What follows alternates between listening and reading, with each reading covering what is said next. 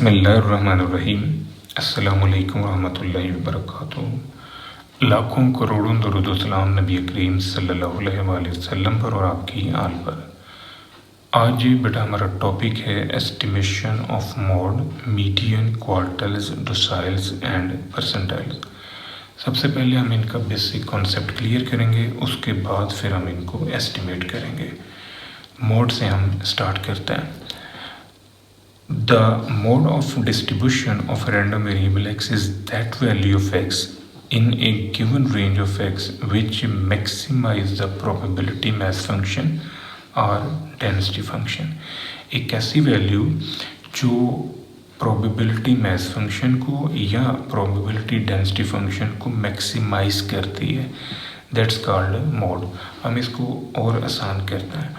देखिए बेटा, एक ऐसी वैल्यू जो सबसे ज़्यादा दफ़ा अक्कर होती है उसे हम कहते हैं मोड, यानी most repeated value, most frequent value. अगर हमें फ्रीक्वेंसी डिस्ट्रीब्यूशन दे दिया जाए तो हम ये देखते हैं कि किस वैल्यू के अगेंस्ट हमें मैक्सिमम फ्रीक्वेंसी नज़र आ रही है, that value is called mode. अगर हमें प्रोबेबिलिटी डिस्ट्रीब्यूशन दे दिया जाए तो फिर हम ये देखते हैं कि किस वैल्यू के अगेंस्ट मैक्सिमम प्रोबेबिलिटी अक्कर हो रही है, तो that value is called mode. But अगर आपको कंटिन्यूस रैंडम वेरिएबल का फंक्शन दे दिया जाए, यानी आपको पीडीएफ दे दिया, तो उस पीडीएफ से फिर आपने देखना है कि कौन सी वैल्यू जो है वो हमारा मोड है। तो उसके लिए हम उस फंक्शन का फर्स्ट डेरिवेटिव लेंगे और उस फर्स्ट डेरिवेटिव को इक्वल टू 0 कर देंगे। यहाँ से हमें फिर पॉसिबल वैल्यू मिलेगी एक्स की, जिस पर या तो हमारा फंक्शन मैक्सिमम होगा या फिर हमारा फंक्शन मिनिमम होगा। फिर हम उस फंक्शन का सेकंड डेरिवेटिव लेंगे, और जब हम सेकंड डेरिवेटिव लेंगे तो उस सेकंड डेरिवेटिव के अंदर x की वो कीमत रखेंगे जो हमने फर्स्ट डेरिवेटिव को इक्वल टू 0 करके निकाली है। तो देखेंगे कि अगर वो सेकंड डेरिवेटिव जो है लेस देन 0 है तो वहाँ मोड एग्जिस्ट करता है, और अगर वो ग्रेटर देन 0 होगा तो फिर वहाँ पर मोड हमारा एग्जिस्ट नहीं करता। ये क्राइटेरिया है पीडीएफ प्रोबेबिलिटी डेंसिटी फंक्शन की सूरत में मोड निकालने का। दूसरा टॉपिक है हमारा मीडियन। एक ऐसी वैल्यू जिसके नीचे 50% प्रोबेबिलिटी आ जाए, that value is called mode. हम इस नंबर को मीडियन कहते हैं। अब इस नंबर से नीचे 50% है और इस नंबर से ऊपर भी 50% है। अगर हम इसे नोटेशन में लिखें तो फिर हम ऐसे लिख सकते हैं कि probability of x less than median less than equal to 0.5, यानी इस पॉइंट से नीचे नीचे जो है 50% ऑब्जर्वेशन या 50% प्रोबेबिलिटी हमारी फॉल कर रही है। इसी तरह इस पॉइंट से ऊपर की बात करें तो वहाँ पर भी 50% प्रोबेबिलिटी फॉल कर रही है। इसको अगर हम डिस्ट्रीब्यूशन फंक्शन की सूरत में लिखें, यानी कैपिटल एफ एक्स की सूरत में लिखें, तो capital F x cumulative distribution function है, एक ऐसा फंक्शन जो प्रोबेबिलिटीज़ को क्यूमुलेट करता है। अब इस पॉइंट तक प्रोबेबिलिटीज़ को जब हम क्यूमुलेट करते हैं तो यहाँ पर हमारे पास 50% प्रोबेबिलिटी एग्जिस्ट करती है, यानी -∞ से मीडियन तक हमारे पास 50% प्रोबेबिलिटी अक्कर हो रही है। इसको हम ऐसे भी लिख सकते हैं कि इस पॉइंट से ऊपर 50% है, तो जब हम इस पॉइंट से ऊपर की बात करेंगे, ये तो है लोअर लिमिट से इस पॉइंट तक प्रोबेबिलिटीज़ को सम अप कर रहा है, तो 1 में से अगर हम ये पीछे वाला हिस्सा निकाल दें, यानी टोटल प्रोबेबिलिटी यहाँ पर 1 है। अब इस 1 में से अगर हम ये टुकड़ा निकाल दें तो बाकी हमारे पास ये रह जाएगा। तो इसमें भी हमारे पास जो प्रोबेबिलिटी है वो 50% ही आ रही है, यानी इस पॉइंट से, जिसे हम मीडियन कहते हैं, इस पॉइंट से इन्फिनिटी तक, यानी मैक्सिमम लिमिट तक हमारे पास जो प्रोबेबिलिटी आ रही है वो 50% है, 0.5 है। इसी तरह बेटा आपने फर्स्ट क्वार्टाइल का कॉन्सेप्ट क्लियर करना है। एक ऐसी वैल्यू जिसके नीचे 25% ऑब्जर्वेशंस हैं या 25% प्रोबेबिलिटी एग्जिस्ट करती है। अगर हम इस लाइन को स्टडी करें तो ये हमारे पास Q1 है, ये हमारे पास Q2 है और ये Q3 है। Q1 जो है इसके नीचे 25% प्रोबेबिलिटी एग्जिस्ट करती है और इससे ऊपर 75% प्रोबेबिलिटी एग्जिस्ट करती है। हम इसे लिख सकते हैं probability of x less than Q1 less than equal to 0.25, और इसे हम ऐसे भी लिख सकते हैं कि x greater than Q1 less than equal to 0.75, क्योंकि इसकी पॉइंट से ऊपर की अगर हम बात करें तो इस पॉइंट से ऊपर फिर ये हमारे पास 75% प्रोबेबिलिटी एग्जिस्ट कर रही है, और इस पॉइंट से नीचे की बात करें तो यहाँ पर 25% प्रोबेबिलिटी एग्जिस्ट कर रही है। इसी तरह अगर हम थर्ड क्वार्टल की बात करें तो थर्ड क्वार्टल जो है एक ऐसा न्यूमेरिकल आंसर है या ऐसा न्यूमेरिकल नंबर है कि जिसके नीचे 75% प्रोबेबिलिटी एग्जिस्ट हो रही है और जिसके ऊपर 25% प्रोबेबिलिटी एग्जिस्ट हो रही है। देखें, probability of x less than Q3, इसे हम Q3 कहते हैं। अब इसके नीचे कितनी प्रोबेबिलिटी आ रही है, ये 0.75 है। तो इसी चीज़ को अगर हम डिस्ट्रीब्यूशन फंक्शन की सूरत में लिखें तो फिर हम इसे इस तरह लिख सकते हैं, -∞ टू Q3, और यहाँ पर जो प्रोबेबिलिटी है ये 0.75 है। सिमिलर पैटर्न हम इसे ऐसे भी लिख सकते हैं कि इसके ऊपर यानी इस पॉइंट से आगे, इस पॉइंट से आगे जो है वो 25% प्रोबेबिलिटी एग्जिस्ट कर रही है। तो 1 माइनस इसकी अपोजिशन, इसका कॉम्प्लीमेंट जो है ले लें, 1 minus third quarter equal to ये हमारे पास 75% से लेके इन्फिनिटी तक, यानी ये थर्ड क्वार्टर से लेके इन्फिनिटी तक हमारे पास जो आंसर आ रहा है प्रोबेबिलिटी का वो 0.25 है। इसी तरह बेटा देखें जो डोसाइल है D5, अब D5 जो है एक ऐसी वैल्यू जिसके नीचे 50% है और जिसके ऊपर भी 50% है। हम इसे ऐसे लिख सकते हैं, इस फिफ्थ डोसाइल से नीचे भी 50% है, फिफ्थ डोसाइल से ऊपर भी 50% है। अगर हम इसे डिस्ट्रीब्यूशन फंक्शन की सूरत में लिखें, क्यूमुलेटिव डिस्ट्रीब्यूशन फंक्शन की सूरत में, तो फिर हम इसे ऐसे लिख सकते हैं, -∞ टू D5, यहाँ पर भी 50% है, और D5 से प्लस इन्फिनिटी यहाँ पर भी 50% है। ये लॉ ऑफ कॉम्प्लीमेंट से हमने इसकी अपोजिशन निकाल ली। परसेंटाइल की सूरत में अगर हम P90 की बात करें यानी 90th परसेंटाइल की बात करें तो 90th परसेंटाइल से नीचे हमारे पास 90% प्रोबेबिलिटी एग्जिस्ट कर रही है, और इसी तरह इसके ऊपर यानी P90 से ऊपर जो है वो 10% है। तो इसे हम अगर डिस्ट्रीब्यूशन फंक्शन की सूरत में लिखें तो फिर ये इस तरह हम लिख सकते हैं कि -∞ टू P90, -∞ टू P90, ये 90% प्रोबेबिलिटी आ रही है। इसी तरह अगर हम इसकी कॉम्प्लीमेंट में बात करें तो 1 माइनस P90, ये हमारे पास आ जाएगा 10%। P90 टू इन्फिनिटी ये 10% है, यानी 90th परसेंटाइल से नीचे 90% है और 90th परसेंटाइल से ऊपर 10% प्रोबेबिलिटी एग्जिस्ट कर रही है। नेक्स्ट है मिड क्वार्टल रेंज। अब हमारे पास जो क्वार्टल्स हैं Q1 और Q3, इन दोनों को प्लस करें और 2 पे तकसीम कर लें तो ये हमारे पास आ जाएगा mid quartile range. Inter quartile range का अगर हम जिक्र करें तो ये यहाँ पर हमने इनको प्लस किया है। इंटर क्वार्टल रेंज है कि आपने दोनों क्वार्टल जो Q1 और Q3 है यानी लोअर और अपर क्वार्टल्स का डिफरेंस लेना है, that's called inter quartile range. अगर हम इस इंटर क्वार्टल रेंज को 2 पे तकसीम कर लें तो फिर हमारे पास आ जाता है सेमी इंटर क्वार्टल रेंज, यानी इसी को अगर हम 2 पे तकसीम कर लें तो ये सेमी इंटर क्वार्टल रेंज है। कोफिशिएंट ऑफ क्वार्टल डेविएशन जो है ये रेशियो है बिटवीन मिड क्वार्टल रेंज और सेमी इंटर क्वार्टल रेंज की ratio, that's called coefficient of quartile deviation. ये हमारे पास कोफिशिएंट ऑफ क्वार्टल डेविएशन का फार्मूला बन जाएगा। अब हम एक न्यूमेरिकल के अंदर इन सारी क्वांटिटीज़ को स्टडी करते हैं कि ये कैसे हम सॉल्व करते हैं। सबसे पहले है मॉड। अब मॉड में हमें जो PDF दिया गया है, इस PDF में से हमने मॉड निकालना है और इसकी जो रेंज है वो 0 to 1 है। इस लिमिट के अंदर ये वर्क करता है। अगर हम इस लिमिट से बाहर की बात करें तो फिर ये ज़ीरो है, यानी यहाँ पर एल्सवेयर का मतलब है कि इस लिमिट के अलावा इसका आंसर ज़ीरो है। अब बेटा हमने इसका फर्स्ट डेरिवेटिव लेना है। इसका जब हम फर्स्ट डेरिवेटिव लेंगे, ये एक्स स्क्वायर को मैंने अंदर मल्टीप्लाई कर दिया, ये फॉर्म आ गई। इसका हमने फर्स्ट डेरिवेटिव लिया, differentiate with respect to x. यहाँ पर पावर फार्मूला लगा 2x, यहाँ पर पावर फार्मूला लगा 3x स्क्वायर। अब इसको सेकंड डेरिवेटिव में कन्वर्ट करें। इसका सेकंड डेरिवेटिव 2 है और इसका सेकंड डेरिवेटिव है 6। For possible value of mod हम इस फर्स्ट डेरिवेटिव को इक्वल टू 0 करते हैं। जब हम इसे फर्स्ट डेरिवेटिव को इक्वल टू 0 कन्वर्ट करेंगे तो यहाँ से फिर हमारे पास x की वैल्यूज़ आ रही हैं, एक तो 0 और एक हमारे पास x की वैल्यू आ रही है 2/3।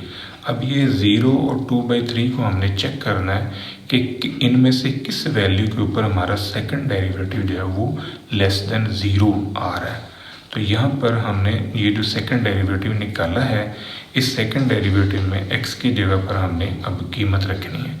ये हमारा सेकंड डेरिवेटिव है, x की जगह पर ये 0 रखें तो देखें ये 24 है, 24 फिर 0 से बड़ा है। इसका मतलब कि 0 जो वैल्यू है इसके ऊपर हमारा फंक्शन मैक्सिमम नहीं है बल्कि मिनिमम है, तो यहाँ मॉड एग्जिस्ट नहीं करता।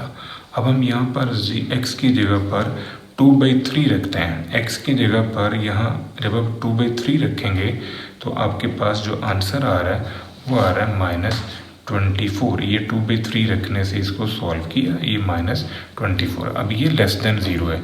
इसका मतलब है कि फिर हमारा मॉड जो है वो 2/3 है, क्योंकि इस वैल्यू के ऊपर हमारा जो सेकंड डेरिवेटिव है वो लेस देन 0 आ रहा है। तो इस तरह हम मॉड जो है वो किसी भी PDF में से मालूम कर सकते हैं। अब हमने मालूम करना है मीडियन, क्वार्टाइल, डेसिमल, परसेंटाइल्स वगैरह। तो इसके लिए हमने ये एक PDF जो है ना वो ऑब्जर्व करना है। इसकी रेंज है 0 to 1 और इस लिमिट के अलावा ये 0 है। मीडियन, क्वार्टाइल, डेसिमल, परसेंटाइल वगैरह के लिए हम CDF पहले निकालेंगे। CDF कहते हैं क्यूमुलेटिव डिस्ट्रीब्यूशन फंक्शन को। ये हमारे पास इसका जनरल फार्मूला है कि लोएस्ट लिमिट से किसी स्पेसिफिक वैल्यू तक प्रोबेबिलिटीज़ को क्यूमुलेट करना। तो CDF जो है इसका हमारे पास आ जाएगा, लोएस्ट लिमिट जो है इस फंक्शन की वो है 0 और x तक हमने इसे कन्वर्ट करना है 2 × 1 - x की मैंने fx की कीमत रख दी है। 2 को बाहर शिफ्ट कर लें। अब इसका आप इंटीग्रल लें। 1 का इंटीग्रल x है और x का इंटीग्रल जो है x²/2 है। x की जगह पर x रखें और फिर ये 0 रख दें, ये आपके पास आ जाएगा। अब ये जो फंक्शन निकला है इसको हम कहते हैं क्यूमुलेटिव डिस्ट्रीब्यूशन फंक्शन। इस 2 को अंदर मल्टीप्लाई कर लें तो ये इसमें कन्वर्ट हो रही है। ये क्यूमुलेटिव डिस्ट्रीब्यूशन फंक्शन है। जितनी भी वैल्यूज़ हैं, क्वार्टाइल है, डेसिमल है, मीडियन है, परसेंटाइल है, वो सारी की सारी वैल्यूज़ हमने इसी फंक्शन से निकालनी है। कैसे निकलेंगी? जब हम मीडियन लेंगे तो हम इस फंक्शन में x की जगह पर मीडियन रख देंगे, यानी x की जगह पर अगर हम ये मीडियन की नोटेशन रख दें और साथ में लिख दें कि जी इसके नीचे कितना डाटा आता है 50%, इक्वल टू कह दें 50% या 0.5 या 1/2। तो यहाँ x की जगह पर मैंने ये मीडियन रख दिया और इक्वल टू कर दिया 50% या 1/2 या 0.5। अब इस इक्वेशन को मैंने मल्टीप्लाई किया है 2 से।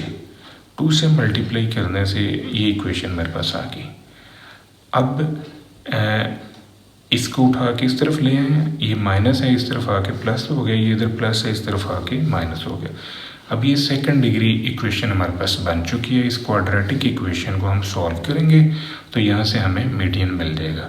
अब ये a की वैल्यू, ये b की वैल्यू और ये c की वैल्यू, ये इस क्वाड्रेटिक फार्मूले के अंदर हम ये कीमतें रखते हैं b c की और इनको सॉल्व करते हैं। b की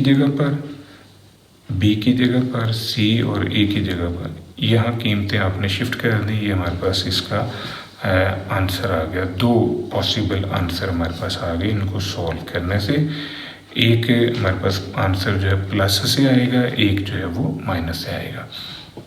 इनको सॉल्व करके एक ये वैल्यू आ गई है, एक ये वैल्यू। अब नोट करें कि इस फंक्शन की जो एक्चुअल रेंज है वो है 0 to 1।